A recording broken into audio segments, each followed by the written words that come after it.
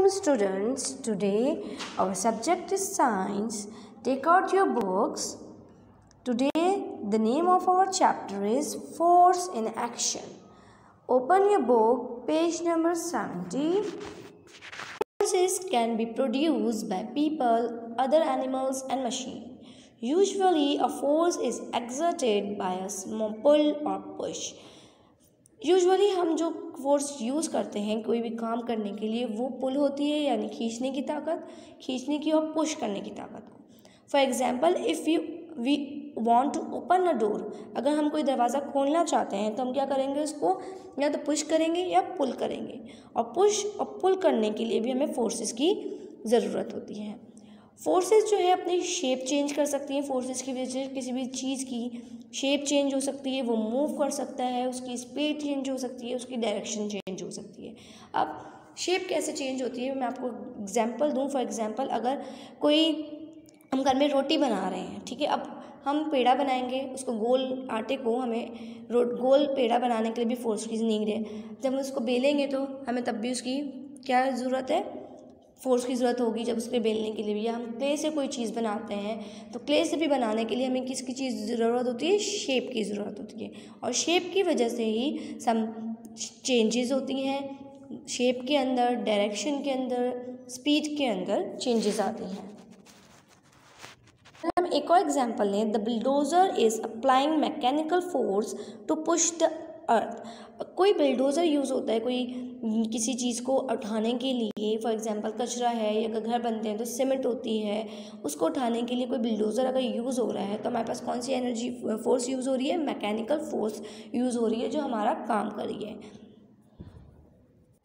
The potter is applying muscular force to clay to change its shape. इसी तरह अगर Potter है जो क्ले से सामान बनाता है, वो उसकी शेप चेंज करने के लिए क्ले की क्या कौन सी फोर्स अप्लाई कर रहा है, मस्कुलर फोर्स अप्लाई कर रहा है ताकि क्ले की शेप चेंज हो जाए।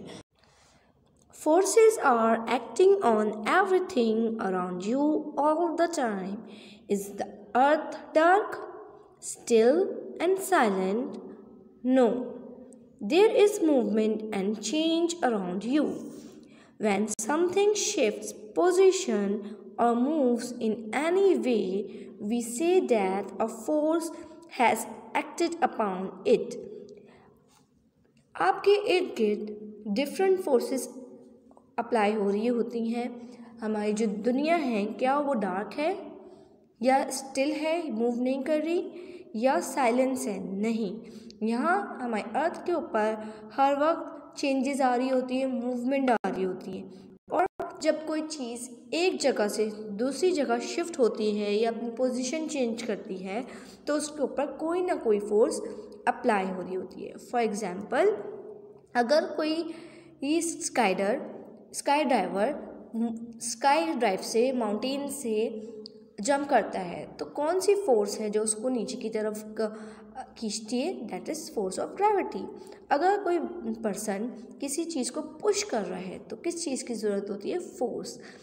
और अगर कोई चीज़ जैसे मैग्नेट है, मैग्नेट किसी आयरन को अपनी तरफ खींच रही है तो वो किस चीज़ से खींच रही है? फोर्स, यानी किसी ताकत से खींच रही है, यानी देयर इज समथिंग हैपनिंग, यानी कोई ना कोई ताकत है जो किसी भी काम को करने में मदद देती है। So they are different kind of forces, sometime mechanical force, sometime muscular force, okay, sometime magnetic force. So different forces are acting upon things to do some work. Forces is a push or a pull. It can start a body moving, stop it from moving, change its speed and its direction of motion. And force is exerted by muscles, machines, magnet, gravity in other ways. Forces जो है वो या तो push है, यानी हम किसी चीज़ पे अगर फोर्स लगाएंगे तो पुश करेंगे या पुल करेंगे। फोर्स क्या करती है, किसी भी बॉडी को स्टार्ट अप करने के लिए हेल्प आउट करती है। किसी भी फोर्स की वजह से चलती हुई गाड़ी जो है वो रुक जाती है। जो हम ब्रेक लगाते हैं तो चलती हुई गाड़ी क्या होती है, रुक जाती है। वो क्यों होता है? वो फोर्स लग रही होती है। एंड इसकी समटाइम चेंज भी हो रही होती है, हमारी गाड़ी की जो स्पीड होती है वो भी चेंज हो रही होती है, डायरेक्शन भी चेंज हो रही होती है। किसकी वजह से हो रही होती है? फोर्स की वजह से हो रही होती है।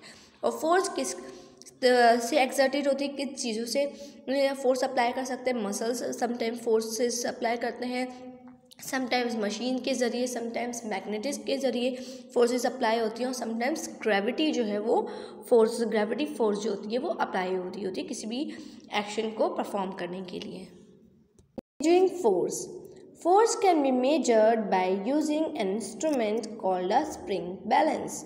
The unit of force is the Newton.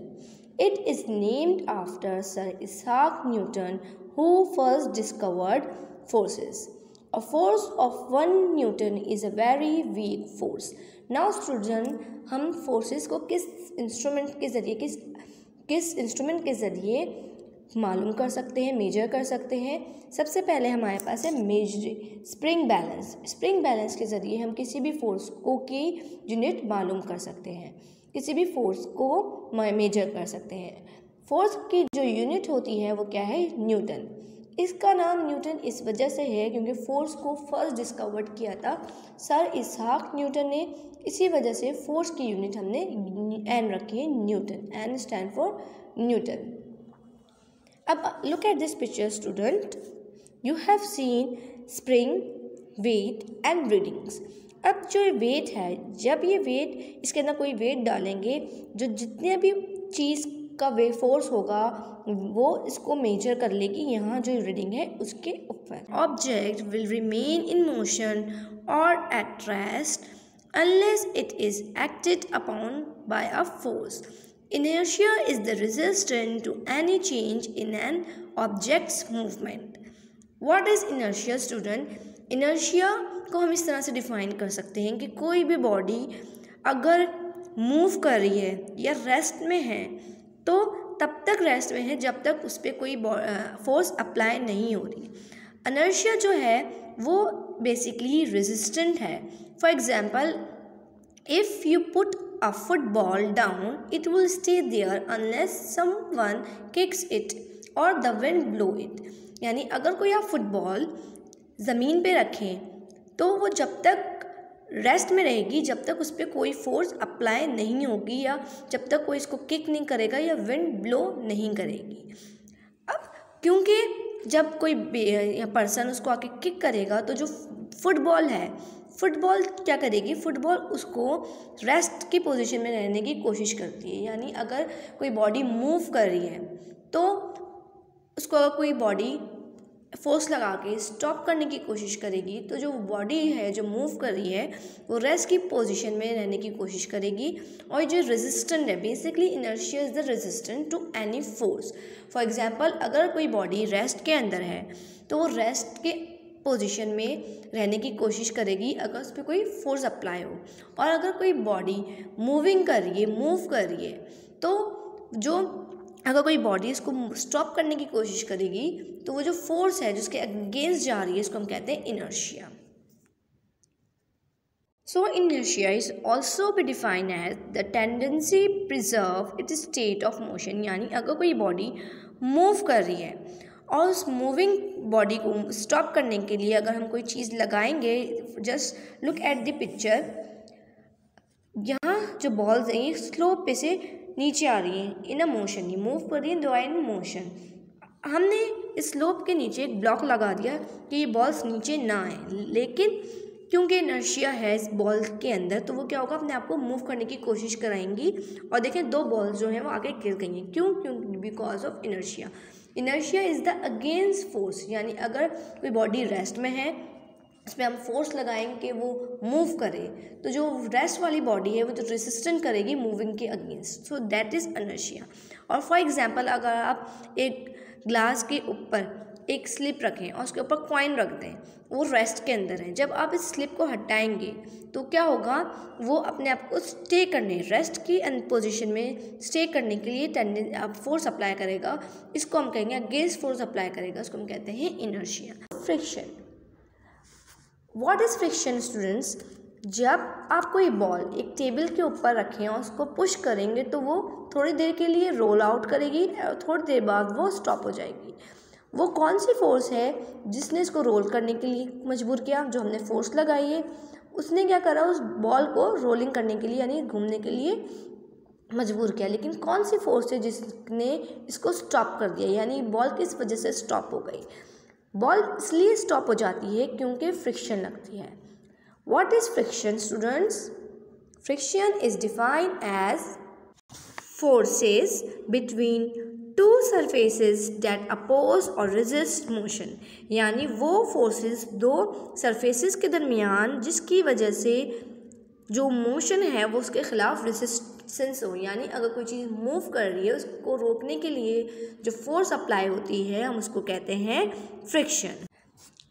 Rub your palms together several times. What do you feel? Your palm feel warmer. Why is this? When two objects rub against each other, they cause friction. Friction produces heat. Friction is a force that can be produced even the surface of two objects just touch each other. जब आप अपने दोनों हाथों के palms यानी हथेलियों को रगड़ें तो क्या होगा, आपकी जो क्या फील करेंगे आपको लगेगा कि जो आपकी हथेलियाँ हैं वो गर्म होना शुरू हो जाएंगी।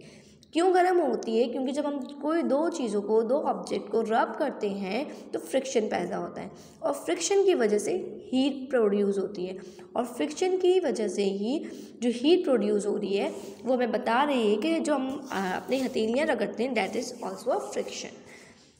Friction slow down, stop or make it hard for an object to move.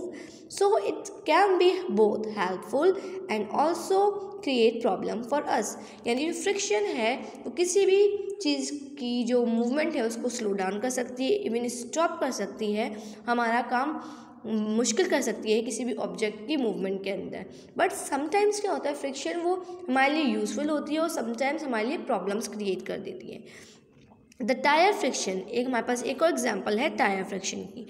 The tyre friction, the friction between the tyres and the surface of the road that allow your car to accelerate, slow down and negotiate turns and corners. यानी जो friction होती है जब अब गाड़ी चल रही होती है, जो टायर होता है उसके दरमियान और जो रोड के दरमियान जो फ्रिक्शन होती है, इसकी वजह से ही आपकी जो कार है उसको एक्सेलरेट करती है, वो स्लो डाउन होती है, नेगोशिएट करती है यानी टर्न्स लेती है। अगर फ्रिक्शन ना हो यानी रोड अपनी ताकत ना लगा रहा हो और कार को मूव करने के लिए में व्हील को मूव करने के लिए, तो आपकी जो कार है वो ना उसमें एक्सेलरेशन प्रोड्यूस होगी, ना वो स्लो डाउन होगी, और ना जो हम टर्न्स लेते हैं या कॉर्नर्स पे जाते हैं अपनी साइड चेंज करते हैं वो भी नहीं होगी। Advantages of friction. Friction plays an important role in our daily lives. It is helpful to us in many ways. The friction between your shoes and the ground stops you from slipping. Frictional force helps car to move forward without slipping on the road. Friction helps you to ride.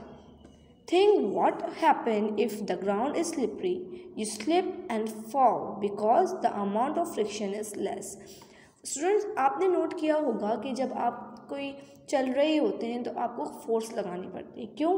क्योंकि जो floor होता है, road होता है, वो उसके अंदर एक फ़ोर्स होती है जो आपको गिरने नहीं देती। लेकिन अगर वही चीज़ रुकावट, बेसिकली फ्रिक्शन को हम कहेंगे रुकावट है जो आपकी किसी भी फोर्स के अगेंस्ट यूज़ होती है, उसको हम कहते हैं फ्रिक्शन मीन रुकावट। अगर ज़मीन स्लिपरी हो रही हो तो आप क्या करेंगे? आप फ्रिक्शन नहीं हो तो जगह स्लिपरी हो जाएगी और आप जो है वो स्लिप आउट कर जाएंगे। फॉर एग्ज़ाम्पल, अगर कभी ऐसा होता है कि घर में आपने पोछा लगाया हो या आप रोड पे गाड़ी चला रहे हो, ऑयल गिरा हुआ हो, तो आपकी गाड़ी भी जो है वो स्लिप होना शुरू हो जाती है। क्यों? क्योंकि जो ऑयल गिरने की वजह से जो रोड है उसकी जो फ्रिक्शन है, उसकी जो रुकावट की पावर है वो क्या होती है, कम हो जाती है और गाड़ी स्लिप हो जाती है। इसी तरीके से हमारे जो हम लिखते हैं, जो हम पेंसिल को अपनी दोनों उंगलियों के दरमियान पकड़ते हैं और फिर उसकी वजह से पेंसिल जो है वो राइट करती है। अगर पेंसिल के अंदर और पेंसिल के दरमियान और पेंसिल और उंगलियों के दरमियान फ्रिक्शन नहीं हो तो क्या होगा, आप पेज पे लिख नहीं पाएंगे और कोई मार्क भी नहीं रहेगा। ये फ्रिक्शन ही है जिसकी वजह से हमारी डेली लाइफ में थोड़ी यूज़फुल है, एडवांटेजेस हैं। Friction allow us to control motion. Friction की वजह से हम गाड़ियों को मूव कर सकते हैं, उनको रोक सकते हैं, उनकी डायरेक्शन चेंज कर सकते हैं। Advantages of friction. Friction can also create some problems. Anytime you want to move an object, friction can move that object difficult. यानी जब भी आपके कोई काम कर रहे हो तो जो फ्रिक्शन है उस ऑब्जेक्ट को मूव करने में मुश्किलात पैदा करता है, रुकावटें पैदा करता है, जिसकी वजह से हमारी जो काम है बहुत डिफ़िकल्ट बन जाता है. Rough surfaces have more friction than plain and smooth surfaces. Since it creates heat, friction can become a problem when working with machine. क्योंकि जो रफ़ सरफेसेस होती हैं वो ज़्यादा फ्रिक्शन पैदा करती हैं, तो जो प्लेन और स्मूथ सरफेसेस होती है उस पर कम फ्रिक्शन पैदा होती है. फॉर एग्जांपल अगर कोई रोड है वो स्मूथ है, टूटा हुआ नहीं है, तो फ्रिक्शन क्या होगी, कम होगी. लेकिन अगर कोई रोड टूटा हुआ है, गड्ढे हैं, तो आपकी गाड़ी को क्या लगेगा, झटका लगेगा, आप मुश्किल से गाड़ी चला पाएंगे. जो फ्रिक्शन है, फ्रिक्शन की वजह से आपको पता है हीट प्रोड्यूस होती है, और जब हीट प्रोड्यूस होती है और आप काम कर रहे हो मशीन के साथ तो प्रॉब्लम हो सकती है. क्यों? क्योंकि अगर आपने देखा होगा गर्मियों में गाड़ी हीटअप हो जाती है, अगर आप ऑयल ना डालें तो गाड़ी नहीं चलती, हीटअप हो जाती है. वो इसीलिए होता है कि क्योंकि फ्रिक्शन की वजह से जो मशीन्स होती हैं उसके अंदर प्रॉब्लम्स क्रिएट हो जाती हैं और जो मशीन्स एक सही काम नहीं कर पाती. तभी हम मशीन्स में ऑयल डालते हैं, गाड़ी हीटअप हो जाती है तो हम उसमें पानी और ऑयल डालते हैं. Friction also tend to wear away things causing damage. Students, open your book, page number 79, exercise 4. Mark these sentences with correct or wrong. Number 1 is frictional force stops or slow down moving object. Fractional force जो होती हैं वो किसी भी moving object को stop कर देती हैं या उसकी स्लो डाउन कर देती हैं. Yes, that's correct. Mark correct here. Number 2 is the unit of force is kilogram. No, the unit of force is not kilogram. It's wrong. Mark cross here. Number 3 is the unit of weight is called Newton. Correct. It's right answer. Right, correct mark here. Number 4 is mass is the distance of an object from the earth. Mass is the distance of an object from the earth. मास जो होता है वो क्या होता है, distance from अर्थ को कहते हैं. No, it's wrong. Mark cross here. Number 5 is rough surfaces increase friction. Yes, rough surfaces increase friction. It's correct. Right the mark correct here. 6 is an astronaut's body mass on the moon will remain the same as on earth. जो astronauts होते हैं जो space में जाते हैं उनकी body का जो मास होता है वो सेम होता है जो अर्थ पे होता है. Yes, it's correct. Mark correct here. Now student, open page number 79, question number 3. Which of these involve forces and which do not? In the following student you have given different options. आपको क्या करना है student, इन option के साथ आपको ये बताना है कौन सी फोर्सेस हैं, कौन से एक्ट हैं जिन पे फोर्सेस अप्लाई हो रही हैं, जिनमें नीड होगी हमें ये काम करने के लिए फोर्स की, और कौन से ऐसे एक्शन हैं जिनमें हमें फोर्स की नीड नहीं होगी. A, opening a door. When we want to open a door, we need a force. So, mark a right mark here. B, turning a key in the lock. When we want to turn a key in the lock, we need a force.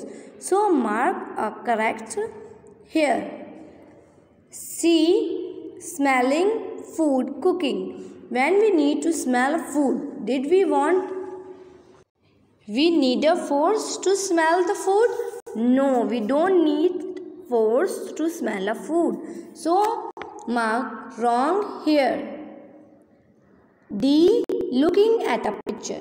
When we look at a picture, just we need a force. We need a force. हमें क्या force की ज़रूरत पड़ती है जब हम किसी picture की तरफ देखें? No. So, mark across here. E, hitting a key on the computer keyboard. जब हम कोई की कीबोर्ड पे मारें तो क्या हमें फोर्स की नीड होती है? Yes, we need a force when we hit a key on the computer keyboard.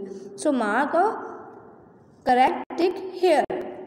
Now student, you have to do this work in your book.